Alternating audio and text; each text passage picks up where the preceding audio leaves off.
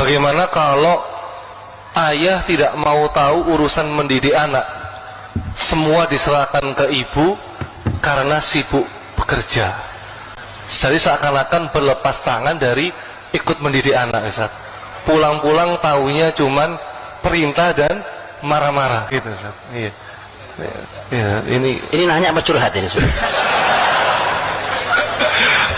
Apa yang harus dilakukan seorang istri kalau suaminya ternyata belum sadar tentang kewajiban mendidik anak? Ini anak siapa ini, Pak?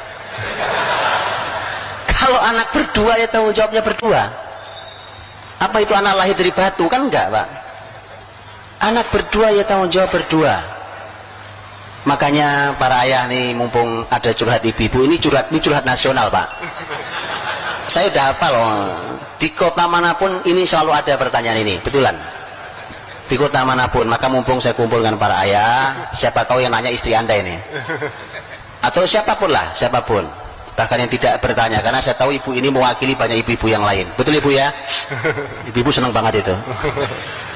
Begini Bapak-Bapak para ayah.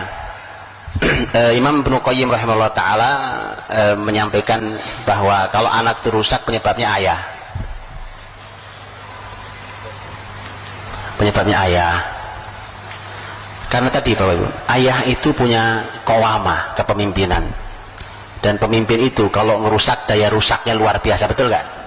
Pemimpin nih, kalau dia membuat kerusakan, itu kerusakannya massal dibandingkan yang berbuat rusak cuma orang kampung. Bisa ya? Karena kepemimpinan di rumah itu ada di suami. Kalau suami berbuat kerusakan itu ngebom massal, Pak. Walaupun cuma sesaat dia melakukannya, tanpa dia sadari tadi. Dan perlu dipahami Bapak Ibu, bahwa anak kita ini aset dunia akhirat kita. Aset dunia akhirat kita.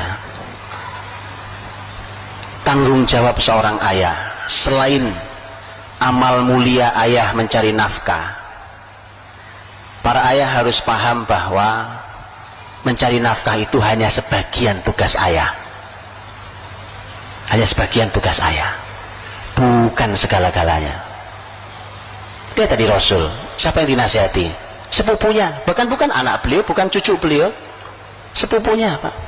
Itu mendapatkan bagian jatah dari nasihat Rasul sang ayah. Itu. Jadi nasihat salah satu tugas ayah. Loh, kalau di Quran bicara tentang dialog antara orang tua dan anak, itu Masya Allah mengejutkan datanya di Quran itu.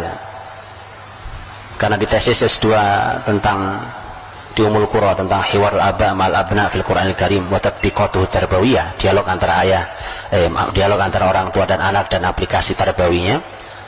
Itu ternyata si peneliti tesis ini mengatakan di Quran itu ada 17 dialog, ada dalam 9 surat. Dan ketika didata, ternyata dialog ayah pada anak itu 14 sendiri. Dari 17 itu 14 dialog ayah. Coba kayak begitu masa bapaknya jadi bapak bisu?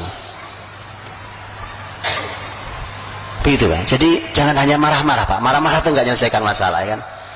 Masya Allah. Jadilah ayah yang mengagumkan. Mengagumkan itu nggak bisa direkayasa. Ketulusan seorang ayah menjadi ayah yang mengagumkan itu luar biasa. Dan itu memudahkan anak untuk tumbuh dengan baik. Kalau anak punya masalah, mudah sekali selesainya, karena dia punya sandaran yang mengagumkan. Maka para ayah ini, saya juga ayah dari anak-anak saya, maka begitu. Laki-laki memang punya tugas luar biasa sih. Kayak saya sekarang nih, Pak, kan?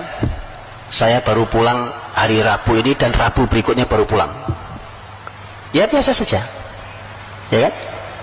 Tapi tadi ayah punya peran yang tidak boleh dilepaskan, bahkan di negeri jauh sekalipun. Tentu Quran memberikan contoh itu.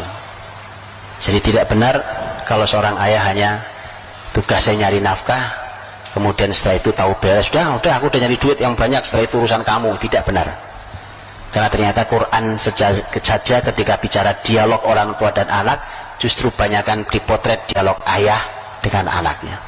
Wallahu a'lam bishawab. جمال الوجود بذكر